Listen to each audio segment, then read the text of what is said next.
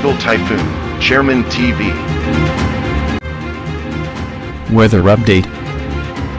Helping homeless people. Please subscribe.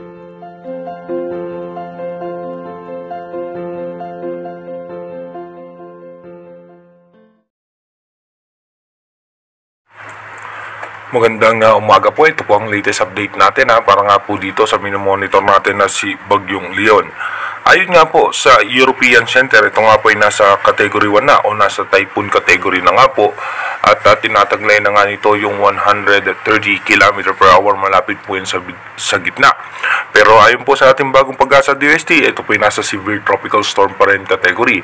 At makikita nga natin yung lawak ng kanyang diametro at mabagal nga o bumagal yung kanyang pagkilos sa 10 km per hour. At yung storm wind signal number 1 nga na itinaas ng bagong pag-asa DOST ay nakalabas na to at ito po ay posibleng magbago pa dahil nga sa posibilidad na panibagong pag-intensify ni Bagyong Leon. At ayon naman po sa European Center, bahagya nga pong bumaba muli yung kanyang posisyon. Ito po ay posibleng yung pinakasentro niyan ay dadaan sa coastal water ng Batanes. Ito po yung storm wind signal number 1 na inilabas ng bagong pag-asa DOST na sila lamang ang may authorized na maglabas ng mga storm wind signal.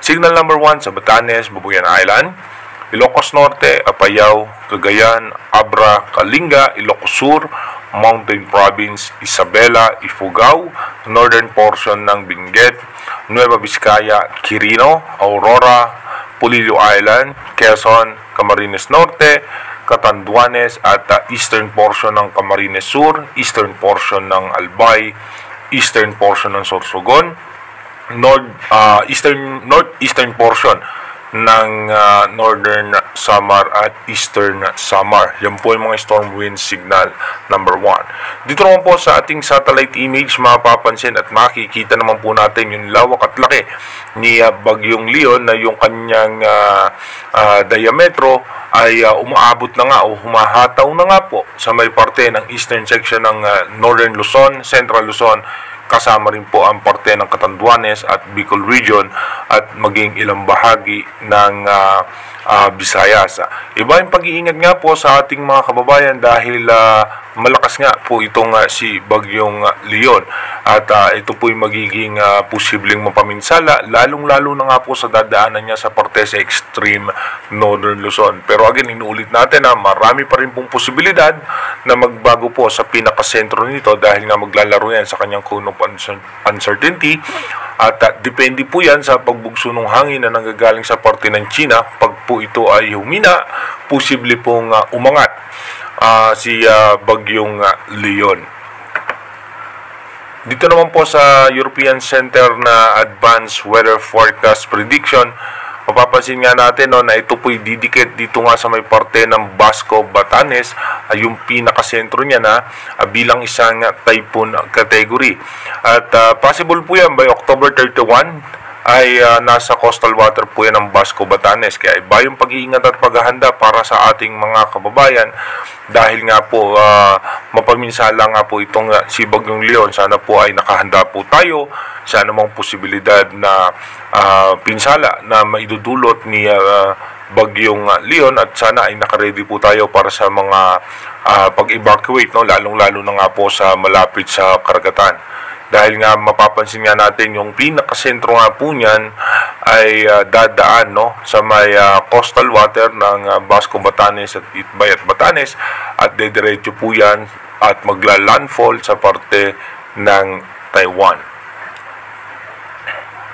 Dito naman po sa ating advanced weather forecast by October 31, posible nga maglandfall yan sa parte ng Taiwan at pagdating naman po ng November 1, dito po ay asahan natin makakaranas pa rin po ng mga tsansa ng pagulan sa ilang bahagi ng ating bansa. By November 2, magkakaroon tayo ng panibagong possible low pressure area sa may parte ng western section ng Palawan. By November 3, sa ngayon nga po by November 3 ay mababa naman ang tsansa niya na maging bagyo At pagdating naman po ng November 4, asahan nga po natin magkakaroon muli tayo ng tsansa ng pagulan at makikita natin may pagbugso nga po ng hangin na nanggagaling muli sa may parte ng China at meron tayong cold front. Pagdating naman po ng November 5, asahan natin magiging maulan nga po yung parte ng Northern Luzon at extreme Northern Luzon dahil nga po dito sa cold front na umiiral nga po sa parte ng extreme Northern Luzon. By November 6 hanggang November 7, asahan nga po natin na magiging maulan pa rin ang eastern section ng Luzon pero wala naman po tayo nakikitang anumang posibleng bagyo na makakaapekto o mabubuo sa loob at labas ng ating Philippine Area of Responsibility. Pero again, inuulit nga po natin, yung ating advanced weather forecast is possible scenario pa lamang po yan. Malaki pa rin po ang tsansa na magbago po lahat yan. Kaya manatili tayong tumutok sa ating advanced weather forecast para malaman pa natin kung ano pa nga ba yung mga posibleng senaryo ni Bagyong Leon at ito nga pong posibleng northeast monsoon o possible amihan na bubugso nga po dito sa may parte ng China at ito po ay didiretso sa ating Northern Luzon at magkakaroon tayo ng possible cold front or yung shear line na posibleng magpaulan sa ating bansa. Mag-iingat po tayo palagi. God bless po sa ating lahat.